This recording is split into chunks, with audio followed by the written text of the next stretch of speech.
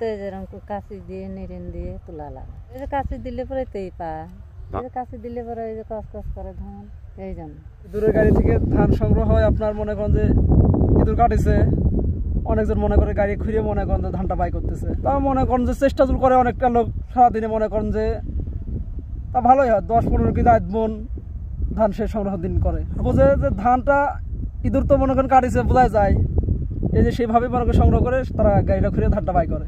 আগে অনেক লোকই বাই করতো, এখন মনে করেন যে কিছু লোক অনেকটা আপাতত বসত করে, এখন মনে করেন যে 10-12 জন 15 জন মতন এখন দিন সংগ্রহ করে ধানটা।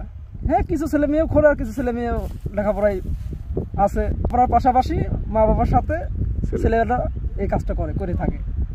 ফলাই এতে ইঁদুর অনেক ধান কেটে নিয়ে যায়, নিয়ে যাওয়ার সময় মনে করেন ওই কী কয়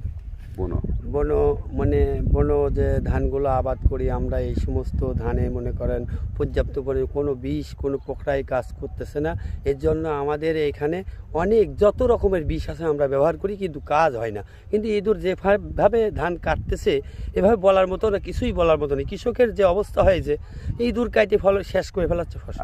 এই ইঁদুরের গায়ে থেকে হিন্দু আদিবাসীরা ওনারা ওই ইঁদুরের গর্তগুলো খুঁড়ে ধানগুলো নিয়ে যায়, ওনারা হয়তো সেদ্ধ ওনারা আহারটা তৈরি করে আর কি। এক গাড়ির থেকে 2-3 কেজি করে 4 কেজি করে ধান পাওয়া যায় এই প্রতিদিন এই গাড়ি থেকে, বুঝছেন।